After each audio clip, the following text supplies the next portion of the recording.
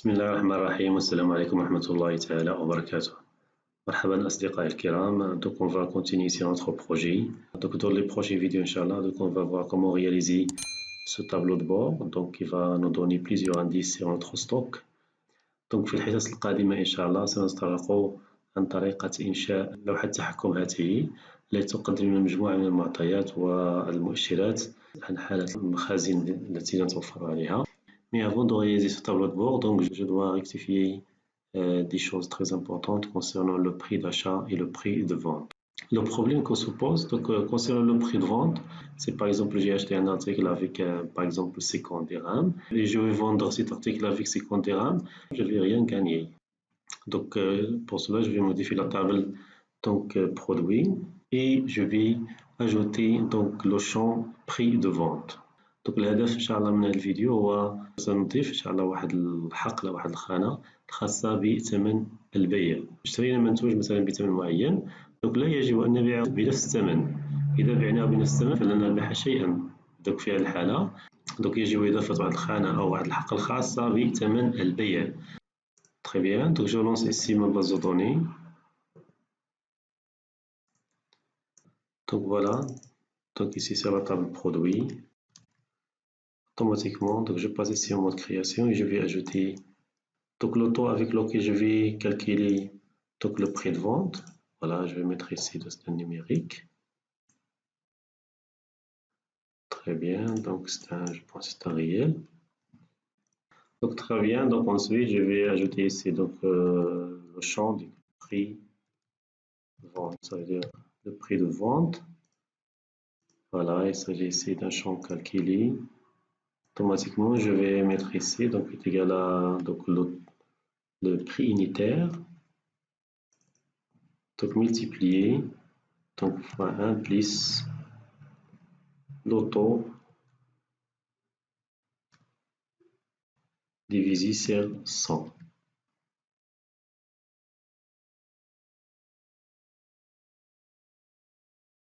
Donc, je peux mettre ici donc round donc pour arrondir cette valeur, voilà, à deux chiffres après la virgule. Voilà, très bien.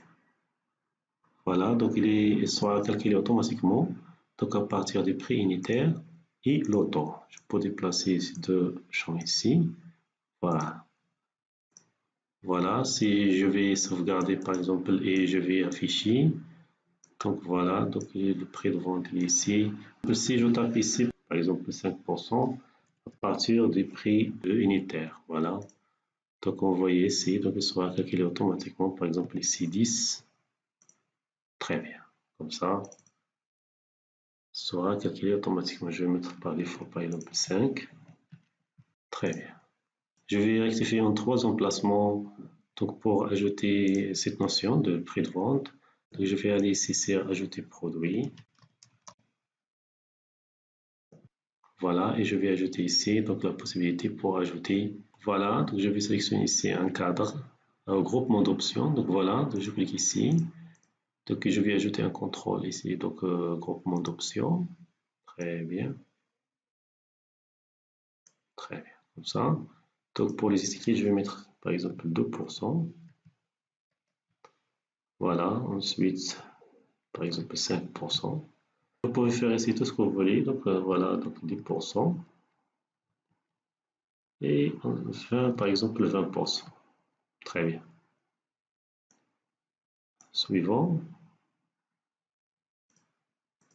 Donc voilà, suivant, par défaut je vais mettre ici 5%. Donc pour les valeurs, pour 2 je vais mettre ici, pour 2% je vais mettre 2. Pour 5 je vais mettre 5, 10 je vais mettre ici 10. Et 20, je vais mettre 20 pour simplifier. Comme ça, sera simple de récupérer la valeur du taux. Très bien. Donc voilà, je vais sélectionner, il s'agit d'une case d'options. Suivant. Donc pour le titre, je vais mettre tout simplement le taux. Très bien. Voilà.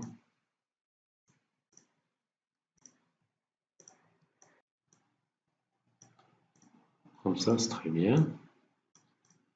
Et je vais ajouter tout simplement ici donc un champ pour le prix de vente.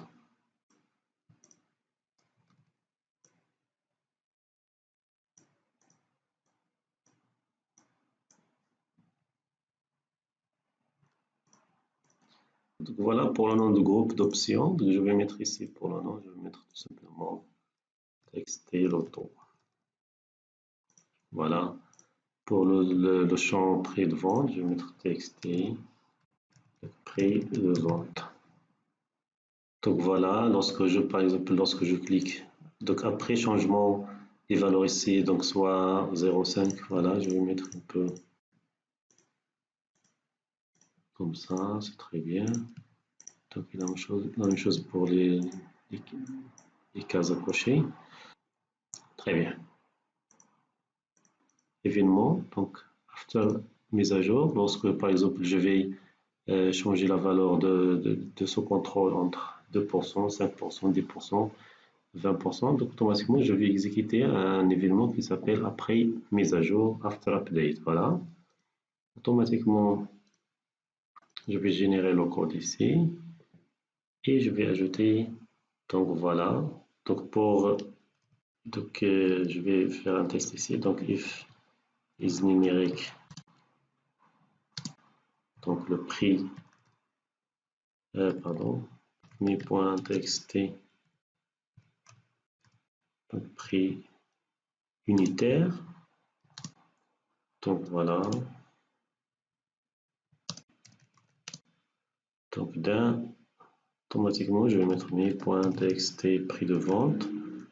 donc هنا سنقوم بحساب donc ثمن البيع انطلاقا من ثمن الشراء اللي هو prix de vente. Donc le prix de vente, pardon ici, prix de vente est égal à,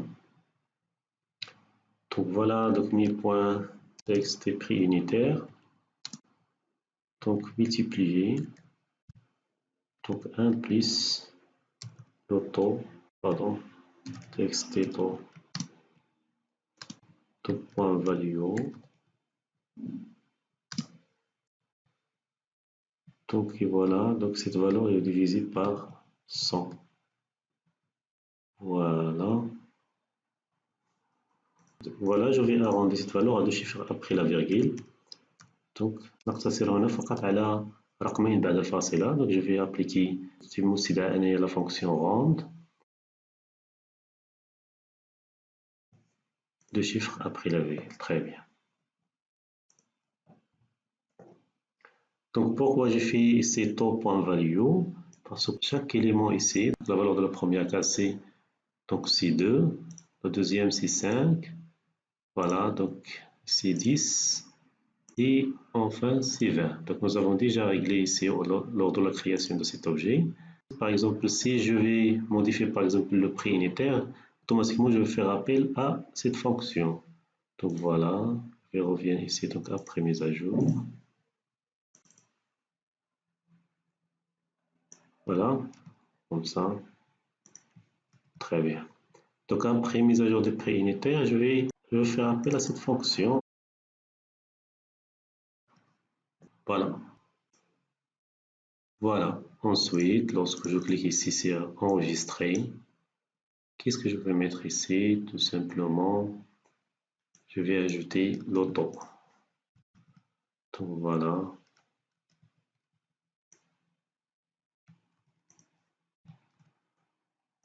Donc ici, l'auto est égal à mi.txt.value.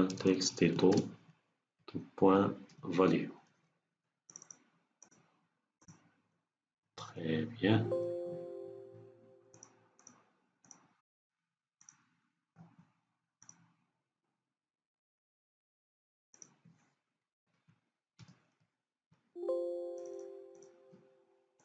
Voilà, donc c'est round, pardon, comme ça, c'est vrai.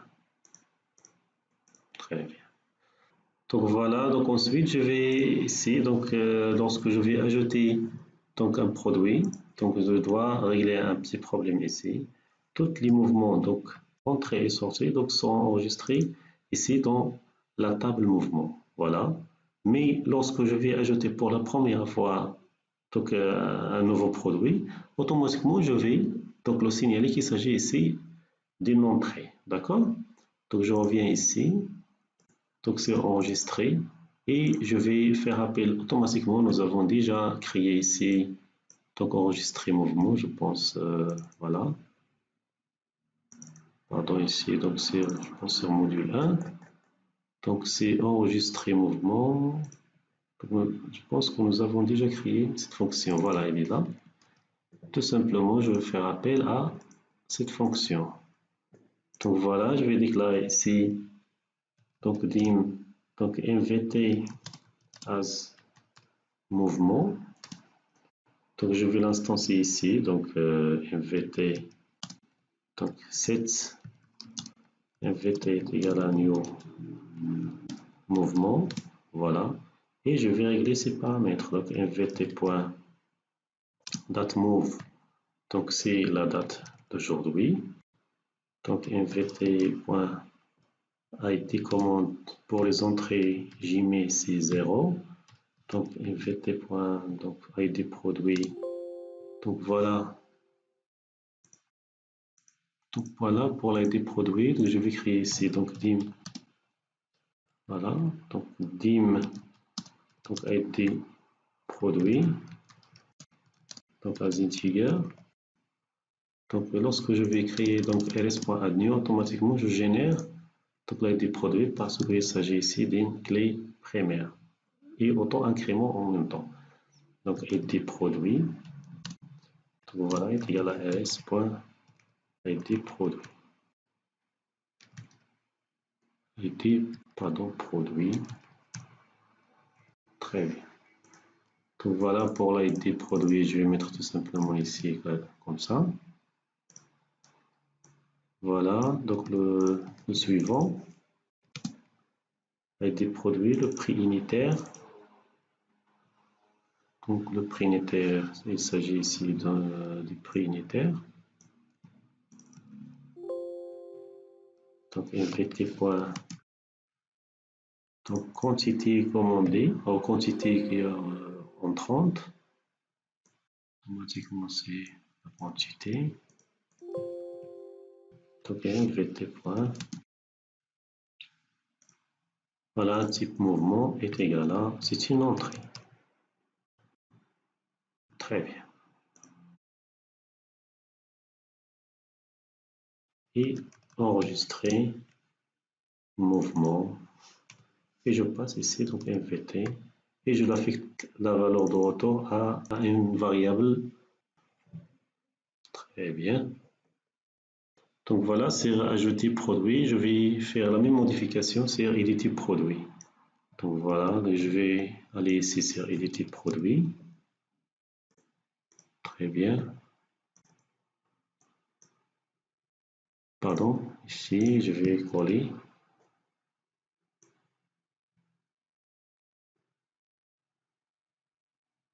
Très bien. Donc, et je peux copier ici donc le code. Donc, voilà, je vais mettre ici donc activino.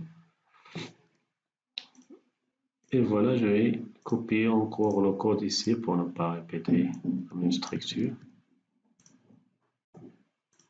Très bien.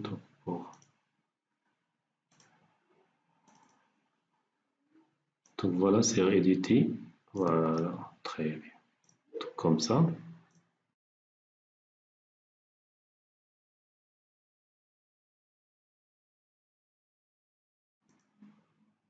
Très bien.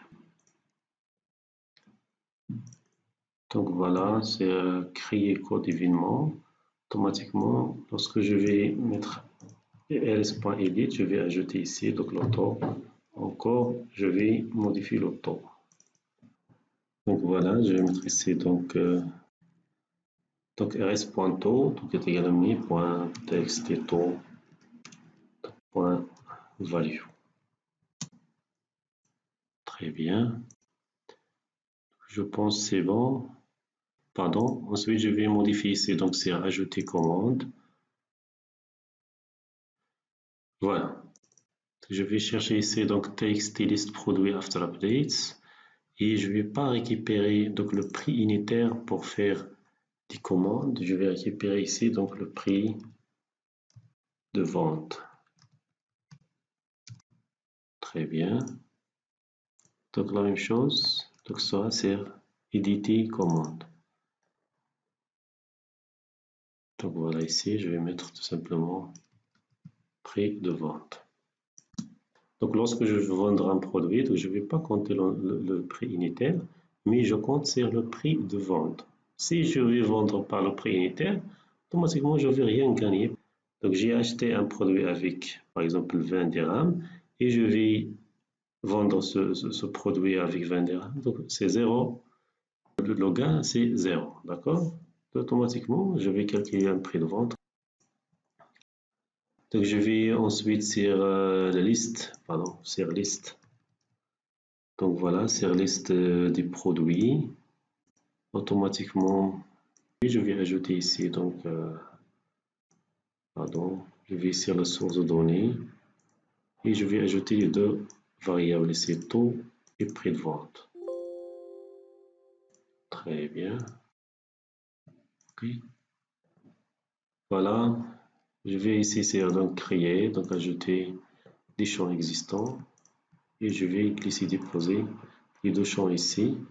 Par exemple, je vais mettre ici donc tout simplement sur format l'argent est égal à 0 pour les cacher.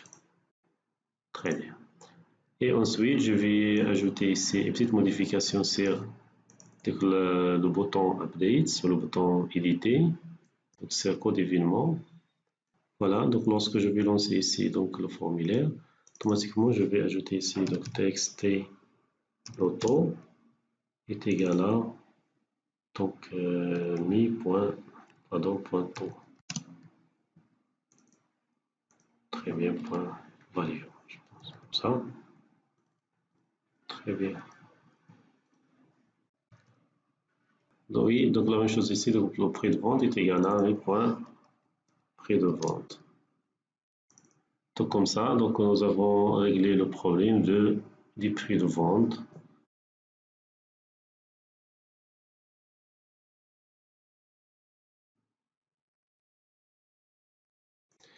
Donc voilà, donc je vais mettre par exemple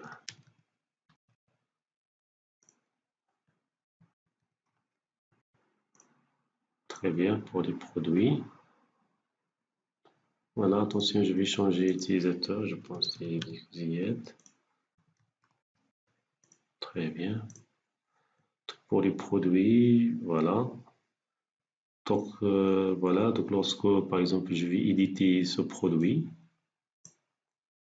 donc voilà, donc c'est 5%, donc le prix unitaire est égal à, donc vous voyez ici, donc 55, et le prix unitaire, donc voilà, donc, et le prix, donc pardon, je vais changer ici, donc c'est pas le prix unitaire, mais le prix de vente, voilà.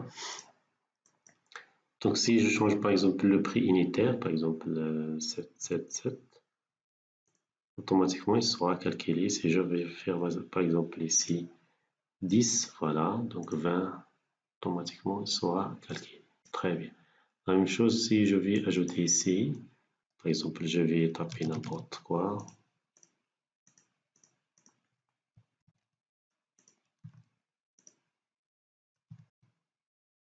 Automatiquement, très bien, donc il sera calculé. Je clique sur enregistrer. Voilà, donc il sera enregistré. Si je clique sur éditer, très bien. Voilà. Donc tout simplement, je vais changer tout simplement le prix unitaire en prix de vente. Ici, c'est l'étiquette.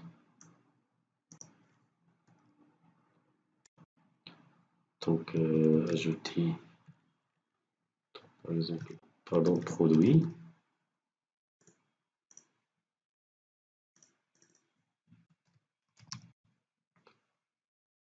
Donc, éditer produit.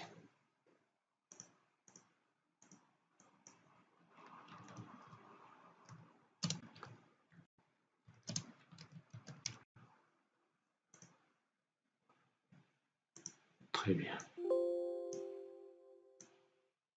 Je teste ici sur le moment. Est-ce que donc, le produit a été ajouté ou non? Donc voilà, c'est la date, je pense, la date d'aujourd'hui, le 11. Très bien, donc il est ajouté. Vous voyez ici, donc il est bien ajouté. C'est un mouvement. Voilà, donc je teste à nouveau si je vais faire donc une commande. Donc, vous voyez ici, donc une nouvelle commande. Par exemple, voilà ce produit. Très bien. Donc vous voyez ici, donc c'est le prix unitaire, c'est pas le prix d'achat, mais le prix de vente. Il faut faire attention ici, parce que je fais une petite modification ici. Lorsque je clique ici sur un produit, automatiquement je vais récupérer le prix de vente. C'est pas le prix d'achat. Donc vous voyez ici, donc c'est le prix de vente. Voilà. Bon, si vous faites par exemple 12, comme ça, donc ça va très bien. Donc je vais mettre ici la date. Et je vais mettre ici n'importe quoi, enregistrer. Très bien, donc il est enregistré, mais on se base sur le prix de vente, c'est pas sur le prix d'achat. Très bien. Donc merci, à bientôt, à la prochaine séance.